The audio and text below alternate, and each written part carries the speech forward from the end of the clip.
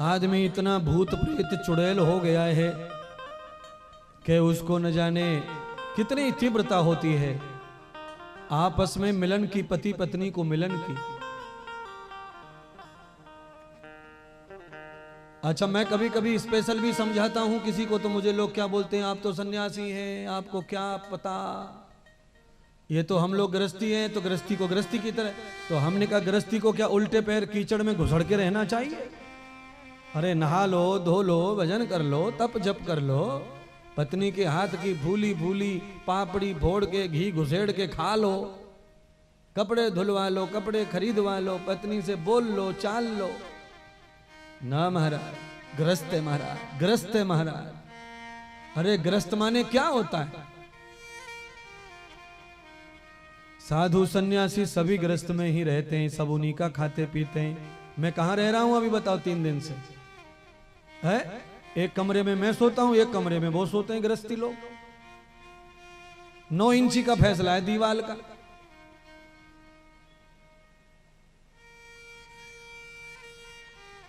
एक कटोरी भी गिरती है घर में तो सीधा मेरे कमरे में आवाज जाती है।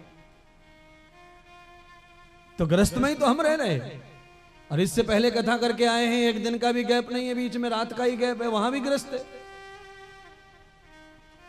तो गृहस्थ में रहकर गिर जाना ही बात गृहस्थ की नहीं है, गृहस्थ में रह के उठना भी तो गृहस्थी है।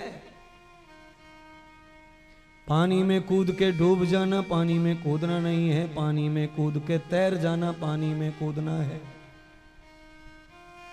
आप बोलिए महाराज, है नीचे से ऊपर तक गायत्री परिवार बना बैठा है, गायत्री है, ठीक है, हाथ जोड़ के पता नहीं कौन सा है। पानी में कूद के डूब जाना अच्छी बात है कि पानी में कूद के तैर जाना अच्छी बात है? तैर जाना अच्छी बात है। अच्छा, लोग भी अलग अलग प्रकार के होते हैं, लोगों की बातें सुन के बड़ो मजा आवे, बड़ी हंसी आवे। 5-7 लोग बैठे थे एक जगह पर, उसमें से एक भाई बोला कि भाई साहब तुमको क्या पता मेरा भाई ऐसा कलाकार है? तो दूसरे ने बोला कैसा कलाकार है? मेरा भाई ऐसा कलाकार है कि एक बार पानी में कूद जाए ना तो आधा घंटा तक पानी से बाहर नहीं आता है। अच्छा, कला तो अच्छी है। अच्छा, दूसरा बैठा था बगल में ही, सिन्हा परिवार, सरनेम सिन्हा, और ये पहले वाला था साहू। तो साहू ने अपना भाई का बता दिया, अब सिन्हा ने कहा मेरा भाई तो और कमाल का है। तो कहा क्या कमाल है? तो मेरा भाई ऐसा भाई साहब जब कूद जाता ना पानी में तो 8 घंटे तक बाहर नहीं आता। अच्छा, तीसरा भाई, तीसरा बैठा हुआ था चौधरी। चौधरी ने कहा कि भाई मेरे भाई के बारे में पूछेंगे ना तुम्हारी आंखें फटी फटी रह जाएंगी। तो कहा तुम भी बताओ। तो कहा मेरा भाई भाई साहब 22 साल पहले पानी में कूदा था, आज तक नहीं निकला। अब बताओ, है? लोग अपनी तरफ से न जाने क्या क्या बातें बनाते रहते हैं और लोगों को अपनी प्रशंसा करवाने को बताते रहते हैं। आप लोगों में भी वही आदत है, तुम भी ऐसा ही कहते हैं, तुमको क्या पता है मेरा बेटा, मेरा बेटी, तुमको कुछ मालूम है मेरे पप्पा कैसे, कैसे तेरे पप्पा? तो लोग अपने पप्पा की, अपने बेटी की, बेटा की धूम मचा रहे फिर रहे हैं समाज में। महाराज कैसा है तुम्हारा बेटा, तुम्हारी बेटी कैसी है? अरे तुमसे कोई पूछे तब बताओ ना, बिना पूछे बता रहे मेरी बहू ऐसी है। मैंने पूछा क्या? तो क्यों बता रहे हो खामखा अपने घर की बात? बिना पूछे कोई बात अपने मुंह से निकालो मत, खाली कान खोल के रखो। ये क्या बोल रहा है सुनो, ये क्या बोल रहा है सुनो, ये क्या बोल रहा है सुनो, पर बको मत। हाँ, बीच में बको मत, भजन से कभी थको मत और धर्म में कभी रुको मत। जीवन पूरा सफल ही समझो तुम्हारा। जो बीच में रुक रहा है, जो थक रहा है और जो बिना मतलब बोल रहा है, वो परेशान और थका परास्त समझो, वो मरेगा, बर्बाद होगा। हाँ, लड़ाई होगी, घर में परेशानी खड़ी हो जाएंगी उसकी। है आप में से किसी आदमी में ऐसी आदत है कि बीच में बोलने की, फटे में घुसने की? है सोफा वालों, बीच में कूदने की आदत है कि नहीं? एक आदमी कुछ भी हो रहा हो बीच में कूद के पड़ना है। कई लोगों में आदत ही रहती है, आपके में नहीं होगी पर आप जानते जरूर होंगे उस आदमी को जिसमें बीच में कूदने की आदत है। लेना न देना, बीच में फटे में पैर डालता है। 3-4 लोग पान की दुकान पे खड़े थे। एक आदमी ने पान खाकर बगल में पीक मारी तो जमीन पे पीक गिरी, उसमें से कुछ छींटे किसी के चप्पल पे पड़ गए, जूता पे पड़ गए, तो वो नाराज हो गया। और जब नाराज हुआ तो उसने उसको गाली दी। गाली क्या दी? तुझे दिखता नहीं तेरी फूट गई क्या?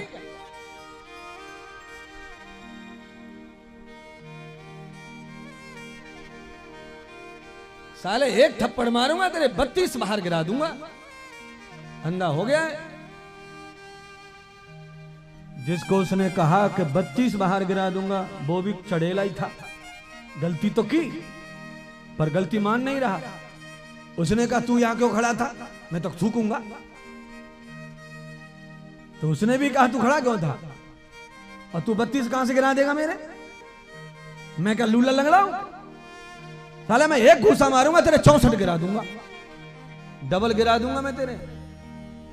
अच्छा वहां पर यहां बिरौंद का ही एक आदमी और खड़ा था, बिरौंद गांव का, बिरौंद गांव का एक आदमी खड़ा था फटे में पैर डालने वाला। उसने कहा है यार कैसी बात कर रहे हो यार। हाँ भाई क्या बात कर रहा? बीच में उसने बोल दिया, अरे यार तू कैसी बात करता है, कहीं 64 दांत होते भी है सो तू 64 गिरा देगा? तो वो तो खुनसा बैठा हुआ था, पैर पे चप्पल पे जिसके पड़ा था थूक, वो गुस्से में ही था। उसने कहा हाँ होते हैं 64। तो कहा कैसे होते 64? फालतू बात कर रहा, 64 होते। कहा 64 होते? तो उसने कहा 32 थूकने वाले के गिराऊंगा, 32 तेरे बीच में पैर फंसने वाले के गिराऊंगा। 64 होगा कि नहीं होगा? सीधे कभी कभी बीच में भटक के बोलने वाले को जूते पड़ते हैं, ऐसे पिटता है। इसीलिए मेरी बात मानो। अरे क्षेत्रवासी हो तो तुम कथा में आते हो तो जरूर सुन के और कुछ सीख के भी जाते हो, तो उसे अपनाया करो। सुनो सबकी पर मुंह से कुछ कहो मत, चुप बैठो। ज्यादा सुनने वाला कम बोलने वाला आदमी सफल है, और ज्यादा ज्ञानी ज्यादा नॉलेजेबल भी होता है वो।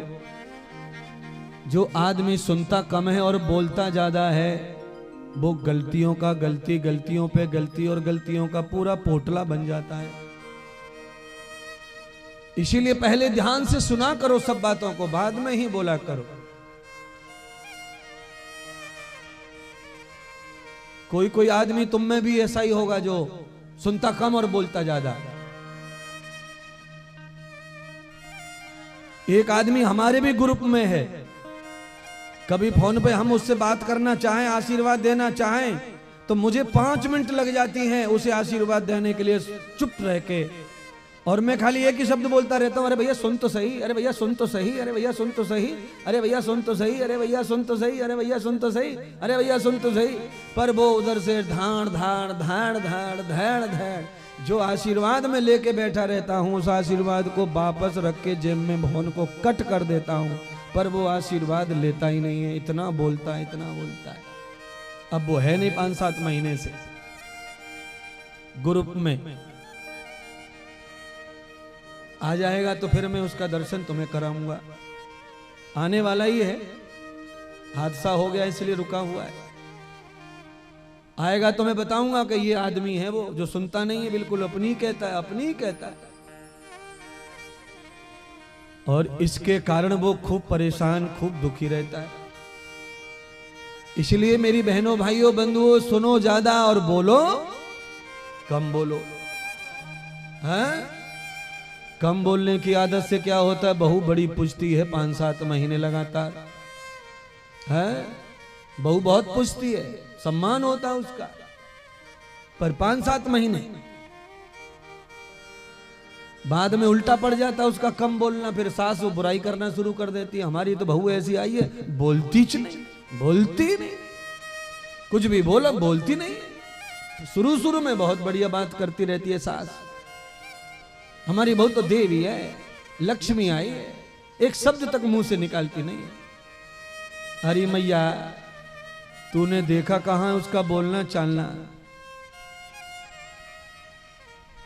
समय आने पर बोलती है, वो होशियार है, चतुर है, तेरी तरह बड़बड़ी नहीं है, दिन भर बड़बड़ करती रहे।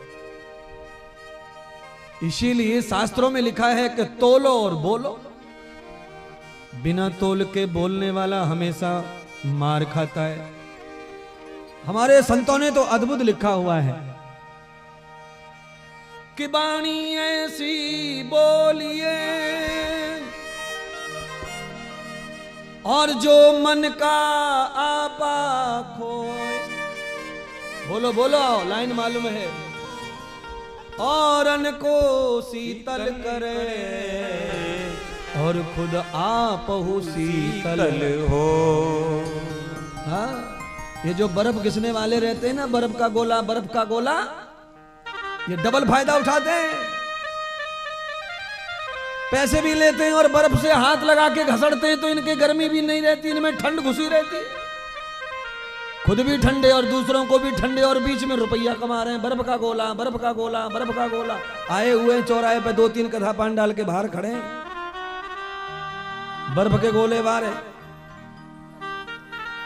चीनी में लाल पीला रंग मिलाकर बर्फ पे डाल करके उनके गोला को चूस लो तो ऐसा लगता है लिपस्टिक ही लगा के आ गए, सबरे होठ लाल कर दे।